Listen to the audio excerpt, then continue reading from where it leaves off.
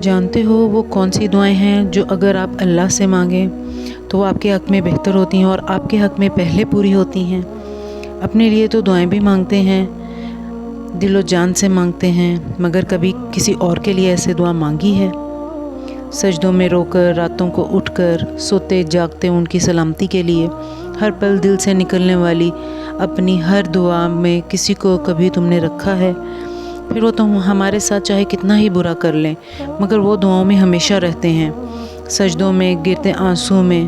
اگر نہیں تو کوئی بات نہیں، اور اگر ہاں تو اس شخص جیسا خوش قسمت کوئی نہیں جو آپ کی دعاؤں کا مرکز ہے۔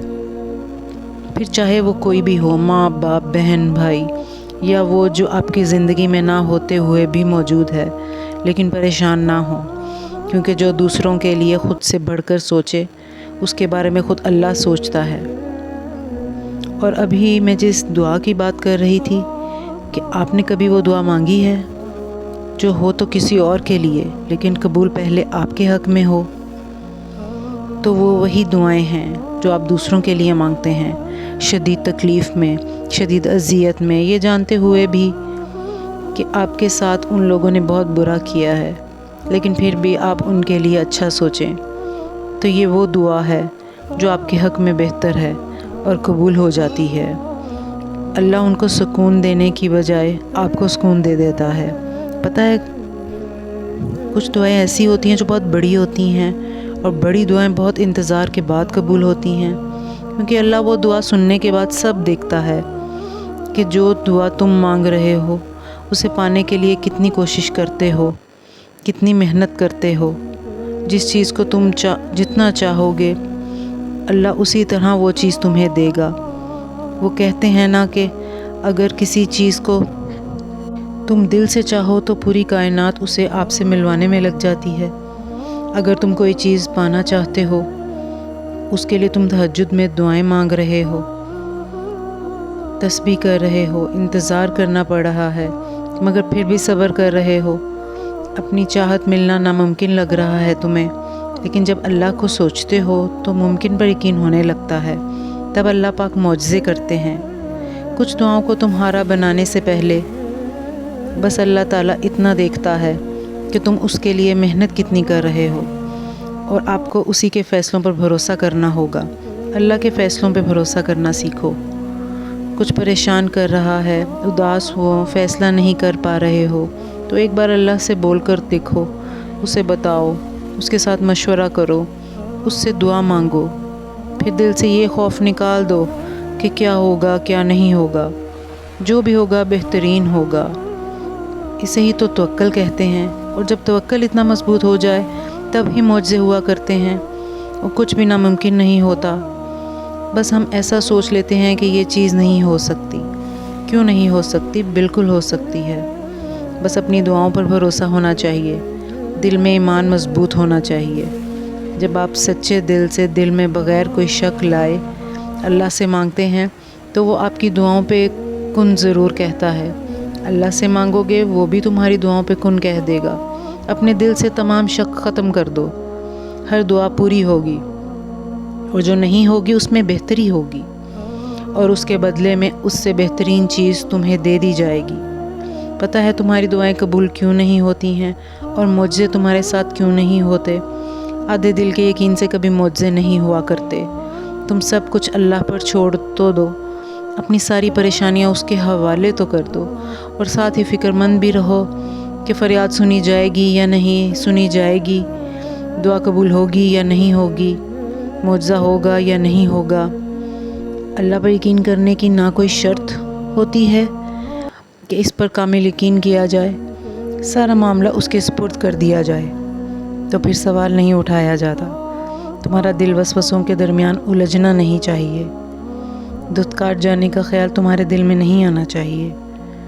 تمہارے دل کی ضد ہونی چاہیے کہ میں نے جہاں ہاتھ پھیلانے ہیں اس رب کی شان کے خلاف ہے اگر میں سوال کروں، اور مجھے یقین ہے کہ وہ مجھے خالی ہاتھ نہیں لوٹائے گا۔ اور تم یہ کیسے بھول جاتے ہو کہ تمہارے رب نے دن اور رات کی قسم کھا کر فرمایا ہے، نہ تمہارے رب نے تمہیں تنہا چھوڑا اور نہ تم سے ناراض ہوا ہے۔ اور ان قریب تمہیں اتنا عطا کرے گا کہ تم خوش ہو جاؤ گے۔ تاخیر کا مطلب یہ نہیں ہوتا کہ تمہاری دعائیں ضائع ہو گئی ہیں یا تم مانگ نہیں سکتے، وہ تمہیں نہیں ملے گا۔ تاخیر میں تو خیر چھپی ہوتی ہے، تاخیر میں بندے کو صبر سکھایا جاتا ہے، اور تاخیر میں ہی اللہ نے معجزے کو پوشیدہ رکھا ہوتا ہے۔ اور جب یہ تاخیر ختم ہوتی ہے نا، تو دل کے رازوں کی کتاب وہاں سے کھلتی ہے، جہاں زبان سے کہنے کی ضرورت نہیں پڑتی، جہاں پہلے ہی دل کے سارے حال اس کے سامنے رکھ دیے جاتے ہیں۔ وہاں دل کی بات کرنے کے لیے لفظ نہیں ڈھونڈنے پڑتے، سوچنا نہیں پڑتا کہ کیا کہنا ہے، وہاں تو بس آنسو اپنی بات کہہ جاتے ہیں۔ دل کا حال جوں کا توں اللہ کے آگے رکھ دیتے ہیں، وہاں تو گناہ گاروں کو بھی بڑی محبت سے سنا جاتا ہے۔ وہ واحد جگہ ہے جہاں تم لاکھ بے وفاؤں کے بعد بھی چلے جاؤ تو تمہیں دھتکارا نہیں جاتا۔ وہاں بے وفاؤں کا صلہ پیار کر کے اور معاف کر کے دیا جاتا ہے۔ تو آئندہ یہ مت کہنا کہ میری دعا قبول ہوگی یا نہیں ہوگی، تمہاری دعا ضرور قبول ہوگی، کیونکہ تاخیر میں بہت راز چھپے ہوتے ہیں۔ تاخیر میں تمہیں صبر سکھایا جاتا ہے۔ تم نے سوچ بھی کیسے لیا کہ وہ کبھی تمہاری دعائیں قبول نہیں کرے گا، اور تم نے یہ کیسے سوچ لیا کہ وہ یہ چاہتا ہے کہ تم مایوس ہو جاؤ؟ اللہ کبھی بھی انسان کو مایوس نہیں ہونے دیتا۔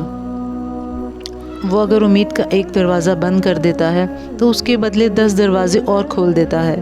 لیکن ایک بات ہے، ان دروازوں کو دیکھ وہی سکتا ہے جو یقین کرتا ہے، اور جانتے ہو یقین کیا ہے؟ تب بھی آگے بڑھنا جب زندگی تھکا کر گرا دے، تب بھی مسکرانا جب مسکرانے کی کوئی وجہ نہ ملے، اور کہنا تو راضی تو میں بھی راضی، اس چیز کے لیے ہاتھ اٹھانا اور گڑ گڑانا جس کا ملنا ناممکن ہو۔ یہ یقین کہ وہ کیفیت ہے جب انسان کا دل چیخ چیخ کر کہتا ہے میرا رب قادر ہے ہر شے پہ۔ جب انسان یہ یقین کر لیتا ہے تو کیسے ہو سکتا ہے کہ پھر وہ 2 جہانوں کا بادشاہ اسے اپنی طاقت کے جلووں سے محروم رکھے گا؟ پھر تو میرا رب کہتا ہے تو نے اب مجھ پہ یقین رکھا ہے نا، تو پھر دیکھ میں کہاں کہاں سے کیسے کیسے اسباب پیدا کرتا ہوں۔ پھر وہ وہاں سے وسیلے بھیجتا ہے کہ انسان دیکھتا رہ جاتا ہے۔ بس پھر ہر محرومی سے وہ انسان کو آزاد کر دیتا ہے اور اپنی محبت کی قید میں رکھ لیتا ہے، اور جس کو اپنی محبت کی قید میں کر لیتا ہے نا، اس کے مقدر کی تو کیا ہی بات ہے۔ جب وہ معجزے کرنے پر آتا ہے تو مجال ہے کسی چیز کی جو رکاوٹ بنے؟ میرا رب تاک راتوں میں جلتا ہوا وہ چراغ ہے جس کے نور سے 2 جہاں مہکتے ہیں۔ تم جانتے ہی نہیں ہو اس کی رحمت کیا ہے، تم جانتے ہی نہیں ہو کہ اس کے وسائل کتنے ہیں، تم جانتے ہی نہیں ہو کہ اس کے اختیارات کتنے ہیں۔ اگر تم جان جاؤ تو ساری زندگی سجدے میں سے نہ اٹھو۔ دیکھو اللہ تمہیں یہاں تک اس لیے نہیں لایا کہ تم مایوس ہو کر ہمت ہار جاؤ۔ تمہیں کیا لگتا ہے کہ تم آج جہاں ہو وہاں بے وجہ ہو؟ تم خود یہاں تک نہیں پہنچے ہو، بلکہ تمہیں یہاں تک لایا گیا ہے۔ تم نے بے شمار تکلیف آج اس مقام تک پہنچنے کے لیے برداشت کی ہیں۔ اپنا سفر طے کر لینے کے بعد آج جب منزل تمہارے سامنے کھڑی ہے تو تم کیوں ہار گئے ہو؟ اتنے کٹھن سفر پہ اب جب صلہ ملنے لگا ہے تو کیوں راستے میں ٹھہر گئے ہو؟ اٹھو، اب تو سفر ختم ہونے کو ہے۔ اب تو منزل کی نہیں بلکہ منزلیں تمہاری منتظر ہیں۔ اب تمہیں معجزوں کا نہیں بلکہ معجزوں کو تمہارا انتظار ہے۔ اب کن تمہاری ایک آخری دعا کا ارادہ باندھے ہوئے ہے کہ یہاں تم مانگو اور وہاں تمہیں منہ سے نکلی پہلی فریاد پر نواز دیا جائے۔ اب صبر کے زمانے گزر گئے ہیں، اب صلے ملنے کا وقت ہے، اب قبولیت کا وقت ہے، اب مسافتیں ختم ہونے کو ہیں، اب آنسوؤں کو مسکراہٹوں میں بدلنے کا وقت ہے، کسی اور کا نہیں، اب یہ تمہارا وقت ہے۔ ہزاروں مایوس لوگوں میں سے اگر اس نے تمہیں دعا کی توفیق دی ہے تو پھر وہ کیسے تمہاری دعا کو رد کر سکتا ہے؟ جس نے دعا کا حکم دیا ہے اس نے قبولیت کا بھی تو وعدہ کر رکھا ہے۔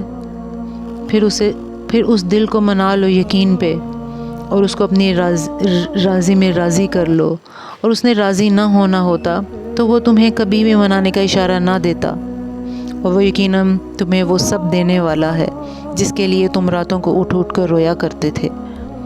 کبھی کبھار بس ایک ہی دعا سب بدلنے کے لیے کافی ہوتی ہے، خاص طور پر تب جب کچھ بھی بدلنا دل کو ممکن نہیں لگتا۔